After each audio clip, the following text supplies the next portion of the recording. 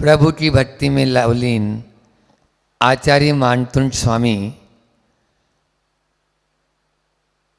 छंदों के माध्यम से एक एक छंद बनाते जा रहे हैं और अपनी उस माला को आगे बढ़ाते जा रहे हैं। बस उस माला के कुछ ही मोती और बचे हैं। समापन की ओर है। आज 43वां छंद है और 4-5 छंद और समझ लीजिए। तो इस प्रकार से वे केवल न मात्र भव हर का हमें मार्ग बता रहे हैं, अपितु वर्तमान में भय से भी हर का मार्ग बता रहे हैं। आप केवल मात्र पर भाव में किस प्रकार से हम अपने भावों को क्षय कर सकते हैं, इतना ही नहीं, भक्ति के माध्यम से वो कह रहे हैं तुम प्रभु का नाम स्मरण जपो। बात की उधारी की बात नहीं, मैं कैश पेमेंट में बात करता हूं। और कैश में अभी वर्तमान में आप जितने भी भय हैं उनसे भी रहित हो जाओगे। ऐसा मानतुंडाचार्यों ने हाथी का भय, शेर का भय, अग्नि का भय, सर्प का भय और विडक काव्य में 42वें में संग्राम में कितना भी भयंकर दुर्धर भय आपके सामने आए, वो सब भय दूर हो जाएंगे।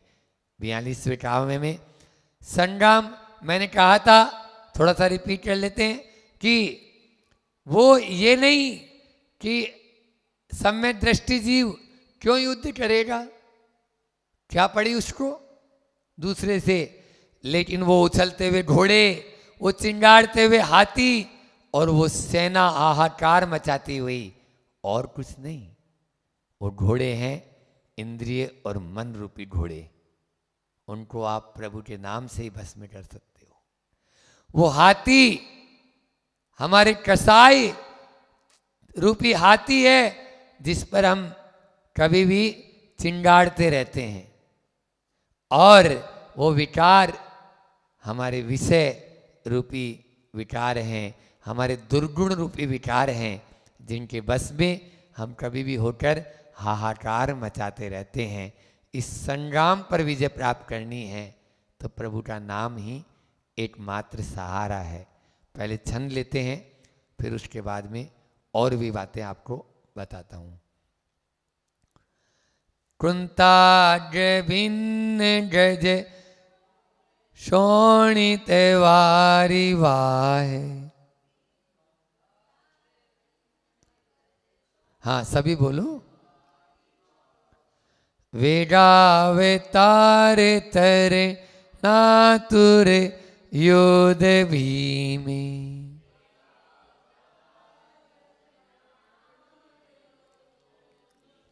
युद्धे जयम विजित दुर्जय जय पक्षास।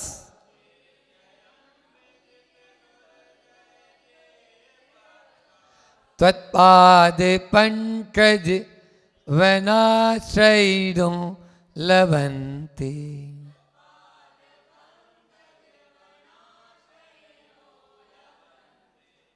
ये आधा स है न, पक्षास, इस प्रकार से बोलना चाहिए। अपने जहां पर भी जो आधा स होता है वो अगले श्लोक में चले जाता है। दूसरे काव्य में भी आता है न, सुरलोके नाथेश, क्योंकि वो विसर्गस है।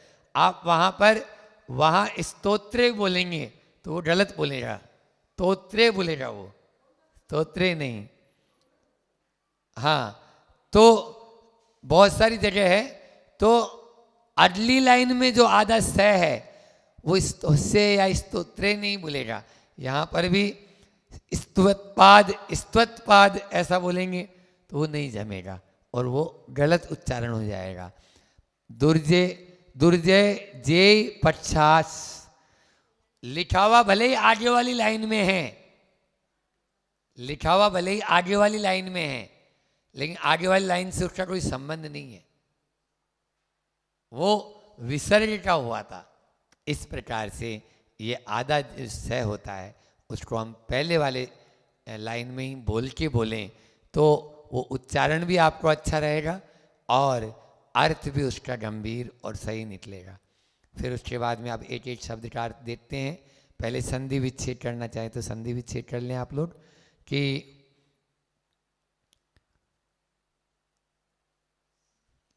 तरणातुर एक ही शब्द है, योध भीमे, हाँ एक ही शब्द है। त्वत्पाद पंकज, ये भी सही है। युद्धे जयम, बहुत कठिन शब्द नहीं है इसमें। वना श्रेणो, ये वना शहीण शब्द हो जाएगा और ओकार हो गया विसर्ग का।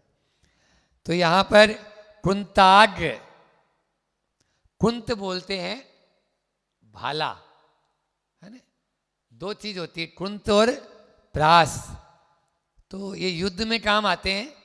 और जो बड़ा वाला जो होता है ना भाला, जो लंबा वाला, उस लंबे भाले को बोलते हैं कुंत, और छोटे वाले को बोलते हैं प्रास। हाँ, तो वो जो बड़ा भाला है, उस बड़े भाले के अग्र यानी आगे, कुंताग्र यानी उस अग्रभाग से, बड़े भाले के अग्रभाग से भिन्न छिन्न भिन्न कर दिया है गज हाथियों के, शोणित रक्त रूपी वारिवाह है। अब जो क्या होता है, हाथी एक तो बड़े होते हैं, युद्ध में कोई ऐसा तो है नहीं कि मरियल हाथी चला जाएगा, वहाँ के घोड़े और वहाँ के हाथी अलग होते हैं।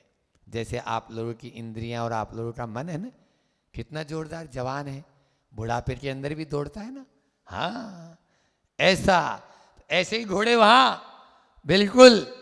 और कसाई का हाथी बोलो कैसा, हमेशा बिल्कुल तैयार रहता है वो, पुलिंदा, जैसे पलिंदा होता है ना, पलिंदा, वो फटाके जलाते नहीं ये लोग, फोड़ते हैं, वैसे फोड़ना नहीं चाहिए, फटाका फोड़ना बहुत खराब है, और हमारे तो बहुत सारे इस पे अभियान चल रहा है।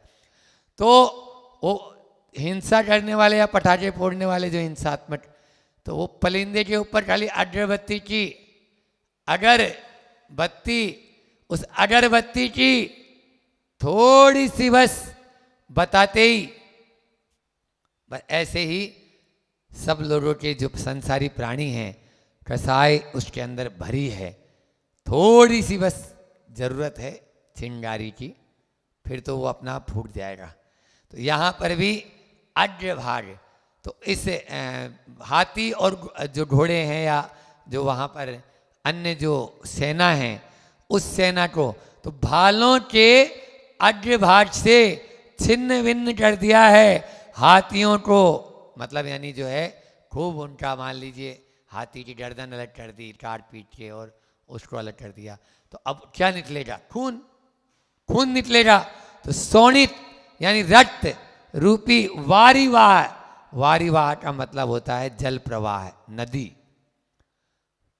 युद्ध स्थल में क्या होता है, युद्ध स्थल में यही होता है, नदियां, खून की नदियां बहती रहती है, और वेगावतार, वेग से उतरते हुए, उतरने वाले, और तरणातुर, तैरने के लिए आतुर, योध भीमे, योद्धाओं के कारण भयानक, भीम यानी होता है भयानक, भयंकर, है ना, भीमा अटवी बोलते हैं ना, भयंकर अटवी, भयंकर जंगल है ऐसा, तो भीम यानी भयंकर, भयानक, ऐसे उस जो आतुर हैं, ऐसे योद्धा। आप देखिए जो युद्ध में जो योद्धा जाते हैं, वे मरने और मारने पर आतुर रहते हैं। हाँ, पहले हम मारेंगे उसको, वो बोले तू हट अलग, पहले मैं मारूंगा उसको। मतलब वो ये नहीं देखते कि ये इसके, मतलब यानी जो है इसका दुश्मन है, मेरा नहीं, ऐसा नहीं, वो मेरा भी है, क्योंकि उस समय पूरी सेना एकजुट रहती है और सामने वाले प्रतिद्वंदी को खदेड़ने के लिए तैयार रहते हैं। होड़ मचती है, पहले मैं, इस प्रकार से जब होड़ मचेगी तभी, अभी बताऊंगा कि वो और कोई नहीं, ये कर्म रूपी शत्रु को भी यदि खदेड़ना चाहते हो ना, तो पहले मैं की स्थिति लाओगे तभी होगा, अन्यथा नहीं। तुम बैठ जा, पहले मैं उसको खदेड़ूंगा। ये कर्म रूपी शत्रु की यहां पर बात हो रही है। तो वेदावतार वेद से दौड़ रहे हैं तेजी से, और तरनातुर तैरने के लिए आतुर हैं उस नदी में, खून की नदी में खेलने के लिए, होली खेलने के लिए तैयार हैं। ऐसे वो योद्धाओं के कारण भयानक युद्ध में त्वत पाद पंकज। अब देखो मतलब की बात कि त्वत यानी आपके, पाद यानी पैर रूपी, चरण रूपी कमल, वनाश्रयण वन का आश्रय लेने वाले पुरुष, चरण कमलों का वन है वो आश्रय लेने के लिए पुरुष, विजित दुर्जय जय पक्षा, दुर्जय शत्रु को पराजित कर जयम लबंते, जय को विजय को लबंते प्राप्त हो जाते हैं। हे प्रभु, जो आपके पद कमल रूपी वन का आश्रय ले लेते हैं वो विजय को प्राप्त हो जाते हैं। बस आपके नाम रूपी आश्रय ले लेंगे, आपका आश्रय ले लेंगे, वो युद्ध में विजय हो जाएंगे। और कोई युद्ध की यहाँ पर बात नहीं हो रही, यहाँ पर बाहर के युद्ध की बात नहीं, भीतर के युद्ध की आचार्य मानतुंड स्वामी कह रहे हैं। तुम अपने इंद्रिय मन कसाय और विकारों को जीतना चाहते हो, बस प्रभु के चरण कमलों का आश्रय ले लो। इनके चरण कमल का आश्रय लेते ही दुर्जय भी जयवान हो जाएगा, दुर्बल भी सबल बन जाएगा। फिर पतले की जरूरत नहीं है कि पतला देख के अरे कैसे करेंगे, कुछ नहीं करेंगे, अच्छे से करेंगे। पतला आदमी तो और अच्छे से ध्यान लगाता है। समझ में आ रहा है? दो चीजें हैं, एक है आपके दो प्रकार के विकार होते हैं ना, कि कसाय और विषय, है ना, विषय कसाय बोलते हैं ना। तो विषयों को आप वैराग्य की तलवार से काबू में ले सकते हो। आप विषयों को छोड़ना चाहते हो तो वैराग्य की खड़क को अपना लो, और फिर उसके बाद में कसाय को छोड़ना चाहते हो तो ज्ञान को अपना लो। ज्ञान वैराग्य ये दो शक्तियां हैं। ज्ञान और वैराग्य सम्य दृष्टिर ज्ञान वैराग्य संपन्न है, ऐसा आता है। आचार्य कुंकुन स्वामी कह रहे हैं कि तुम वैराग्य को अंगीकार कर लो तो विषय अपना आप ही छूट जाएंगे, और ज्ञान को अपने अंदर में धारण कर लो तो आपके कसाय आपका कुछ नहीं बिगाड़ सकती है, आएगी नहीं ना। आप तुरंत मान लीजिए सासू जी ने बहू रानी को कह दिया, क्यों गई थी 52 गजा, जब मना कर दिया था तो। अब यदि ज्ञान है तो कोई बात नहीं, मां है बोल दिया, और यदि मान लीजिए ज्ञान नहीं है तो पलट कर जवाब दे दिया, बस यही तो कसाई कहलाती है, यही तो कसाई कहलाती है। भड़क गए, और भड़क गए तो आपने दो जवाब दिया, उधर से भी दो मिलेगा। बस क्रोध भी है, लोभ भी है, मान भी है और माया भी है, सब के सब एक साथ वहां पर आके धावा बोल दिए। वो ज्ञान से ही शांत हो सकता है, अन्य से शांत नहीं हो सकती। कसाई की आग को ज्ञान रूपी पानी डालो, बार बार। ये कसाई की अग्नि जहां कहीं भी जल रही है उसको ज्ञान का पानी अपने पास में ही रखो। फायर ब्रिगेड, इसी को फायर ब्रिगेड बोलते हैं हम, और कोई दूसरी फायर ब्रिगेड नहीं बुलाना है। तो यहाँ पर आचार्य मानतुंड स्वामी और वो जो नदी है ना, वो नदी खून की नदी, वो और कुछ नहीं, वो कर्मों की धार है। आप जैसे ही मान लीजिए ज्ञान, प्रज्ञा, बुद्धि और मेधा इसका प्रयोग करोगे तो कर्म रूपी शत्रु हनन हो जाएगा। और जब इस तक तीक्ष्ण भाले का उपयोग किया आपने, तीक्ष्ण बुद्धि को तीक्ष्णता का प्रतीक मानते हैं, पैनी मानते हैं, तो वह पैनी धार वाला हथियार उपयोग करेंगे तो धार तो बहेगी। अब धार कौन सी बहेगी? कर्म। तो कर्म अपना मैदान छोड़कर भाग जाएंगे उन कर्म रूपी मैदानों को। बाहर के युद्ध जो है ना, उस बाहर के युद्ध में तो हिंसा होती है और युद्ध कोई नहीं चाहता है। आपको बताएं, जो समझदार होगा वो कभी भी युद्ध नहीं करेगा। क्यों? युद्ध में स्वयं का भी विनाश होना है और पर का भी विनाश होना है। अनेकों सौभाग्यवती महिलाएं विधवा हो जाती है, अनेकों बालक अनाथ हो जाते हैं, अनेकों परिवार उजड़ जाते हैं और अनेकों कुटुंब टूट जाते हैं।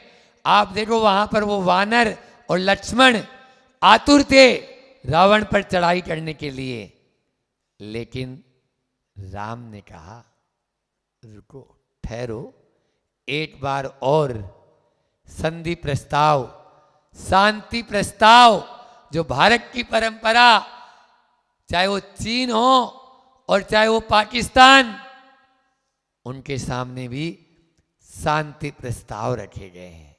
अभी भी रखते हैं कि भैया कोई बात नहीं, क्यों तू उधर से गोला चलाएगा, हम इधर से गोले दागेंगे, कोई मतलब नहीं है, जन और धन और सब स्वाह हो जाएगा, कोई नहीं। इस प्रकार से रामचंद्र जी राम थे, लेकिन फिर भी उन्होंने शांति प्रस्ताव भेजा या नहीं भेजा? बोलो। अंगद गया था शांति प्रस्ताव लेके, और इधर आपके महाभारत में कौरव और पांडव, लेकिन श्री कृष्ण जो द्वारिकाधीश कहलाने के वाले ऐसे राजा जिनके इशारे पर दुनिया चलती, लेकिन दूत बनकर दुर्योधन के दरवाजे पर गए कि नहीं, युद्ध न हो, केवल मात्र युद्ध में क्या होगा? केवल विनाश और कुछ भी नहीं। वो विनाश को रोकना चाहते थे, लेकिन जीत किसकी हुई? बोलो। रावण विद्याधर था, विद्याओं का स्वामी, खूब विद्याएं थी, लेकिन रामचंद्र जी के पास कोई विद्या नहीं, भूमि गोचरी सामान्य से, लेकिन प्रभु का नाम हृदय में था। बस सत्यमेव जयते, विजय राम की हुई, रावण की नहीं। कौरव 100 थे, पांडव 5 थे, कोई मतलब नहीं। विजय कौन प्राप्त किया? कौरव रव हो गया उनका और पांडव विजय हुए। इसलिए धर्म का हमेशा जीत होती है, और जो प्रभु का नाम लेता है उसकी तो हमेशा कोई भी सेवा करता है। पद्म पुराण का एक प्रसंग याद आ रहा है, देखो कैसा। पद्म पुराण में एक राजा था, उसका नाम था वज्रकर्ण, वज्रधर नहीं, वज्रकर्ण। वो वज्रकर्ण नाम का जो राजा था, वो कभी भी किसी को नमस्कार नहीं करता था, केवल मात्र सच्चे देव शास्त्र गुरु के अलावा किसी को नमस्कार नहीं करूंगा। उसका नियम क्या था? सच्चे देव शास्त्र के अलावा मैं किसी को भी नमस्कार नहीं करूंगा। तो उसने क्या किया था? अंगूठी में, याद आ गई होगी आपको कहानी, अंगूठी में एक मूर्ति, उसने चित्र बनवा रखा था भगवान का, और भगवान की उस मुद्रा को वो नमस्कार करता था। अब चुगलखोर तो सब जगह रहते हैं, किसी ने चुगली कर दी, उसके जो बॉस थे बड़े राजा, सिंगोदर नाम था उनका, सिंगोदर से कि वो आपको नमस्कार थोड़ी करता है, वो तो मुद्रा को नमस्कार करता है। वो मुद्रिका जो पहन रखी है, उसमें जो मूर्ति है, मुद्रा है, उसको है, ऐसा है क्या? नहीं नहीं। और जब उसने अपने गुप्तचरों से मालूम चलाया तो देखा उसकी अंगूठी में भगवान की प्रतिमा बनी है। अच्छा, उसने चढ़ाई कर दी सिंगोदर ने, और वज्रकर्ण को बंदी बना लिया। लेकिन पुण्य जिसका होता है उसका साथ हर कोई देता है। इधर राम लक्ष्मण वन से चले जा रहे थे और उनको मालूम चला कि वज्रकर्ण को बंदी बना लिया, और जबकि वो तो धर्मात्मा है, सच्चे देव शास्त्र गुरु का भक्त है। उन्होंने रामचंद्र जी और लक्ष्मण आए और उन्होंने सिंगोदर को बंदी बना लिया और वज्रकर्ण के चरणों में ले जाके पटक दिया उसको। तब वज्रकर्ण सिंगोदर बोलता है, मुझे क्षमा करना, मुझे नहीं मालूम था प्रभु के नामस्मरण, प्रभु के दर्शन, प्रभु के वीतराग छवि में इतनी ताकत भी होती है। ये है उदाहरण, ये पद्म पुराण में पढ़ो तो आप, हाँ ये प्रसंग है। तो इस प्रकार से ये जो भी प्रभु का नाम लेगा बाल भी उसका बाका नहीं होगा। इस प्रकार से प्रभु के, देखो यहां पर एक और बात इस छंद में, तत्पाद पंकज वनाश्रयण, तो मेरा दिमाग काम किया कि पाद पंकज वनाश्रयण है, वन का आश्रय लेते हैं, ऐसा तो कोई है नहीं, कौन सा वन।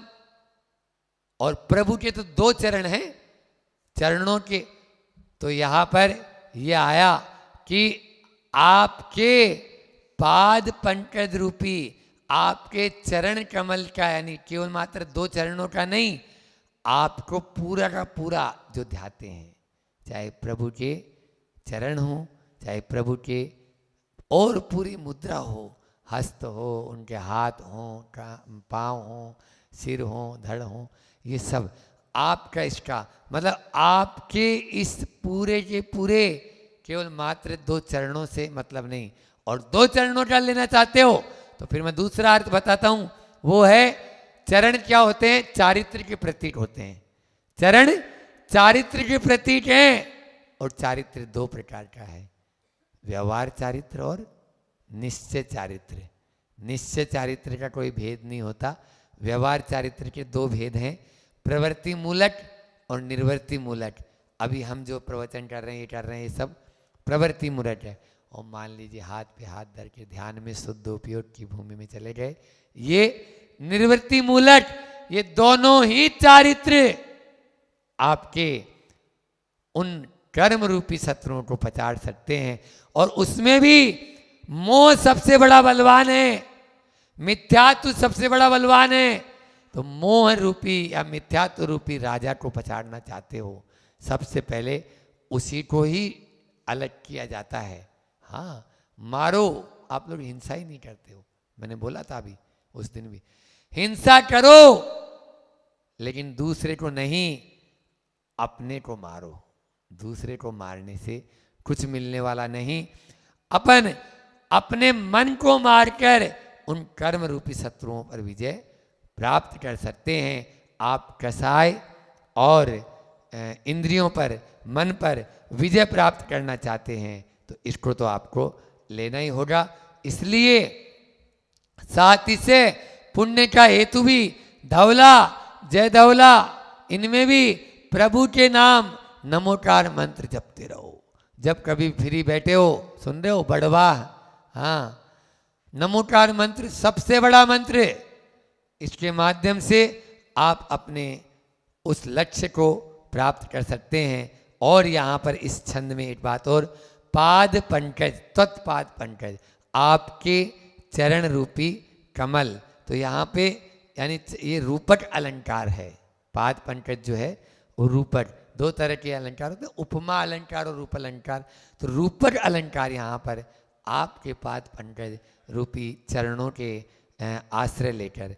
और दूसरा है जैसे उपमा अलंकार, और भी अलंकार बहुत सारे होते हैं। तो यहाँ पर इस प्रकार से आचार्य मानतुंड स्वामी ने हमें वह मार्ग बताया इन दोनों छंदों में, चाहे वो 42वां था और ये 43वां है। तो इन दोनों छंदों में कि किस प्रकार से हम संग्राम में विजय प्राप्त कर सकते हैं। और कौन सा संग्राम, भीतर का संग्राम, बाहर का संग्राम नहीं है। इसका पद्यानुवाद और ले लेते हैं। रण में भालों से वेदित गज, तन से बहता रक्त अपार, वीर लड़ाकू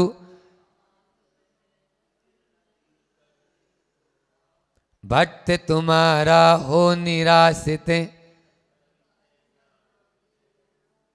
तौ पादार विंद पा आश्रय, जय पाता उपहार स्वरूप। यानी वो तो उपहार के स्वरूप में ही प्राप्त हो जाता है। आपको बताएं, युद्ध के लिए आचार्य चाहे आदि पुराण स्वामी हो, आदि पुराण में हो, और इधर उत्तर पुराण में गुणभद्र स्वामी हो, और या पद्म पुराण में रविसेन आचार्य हो, इन सभी आचार्यों ने एक स्वर में बोला। अभी इसका अंतिम लाइन पढ़ी ना, जय पाता उपहार स्वरूप। तो यहाँ पर युद्ध में जाने वाले की लिए दो तरफ वरमाला प्रतीक्षा करती है। क्या बोला? वहां पर लिखा पद्म पुराण में, दो तरफ वरमालाएं लेकर खड़ी हैं आपको पहनाने के लिए। यदि मर गए तो वीर गति होगी, और स्वर्ग में देवांगनाएं उसको माला पहनाएंगी, और यदि जीत कर आए तो पत्नी आपकी खड़ी है, बहन आपकी खड़ी है, तिलक करेगी और आपको माला डालकर आपका सम्मान करेगी। ये अपने आचार्यों ने कहा। इसलिए कभी भी युद्ध में, जो बाहर का युद्ध है इसकी बात कह दी, और जो भीतर का युद्ध है उसके माध्यम से तो हमें इस भाव में भी और अगले भाव में भी, दोनों ही भाव में हमारे लिए केवल मात्र और केवल मात्र विजय का ही सहरा हमें प्राप्त होगा। इतना ही रखते हैं। समय भी आप लोगों का पूर्ण हो गया। हम सब इस विश्व में उस कर्म रूपी शत्रु को पछाड़ कर विजय का सेहरा अपने माथे पर बांधे। इन्हीं भावों के साथ बोलिए अहिंसा परमो धर्म की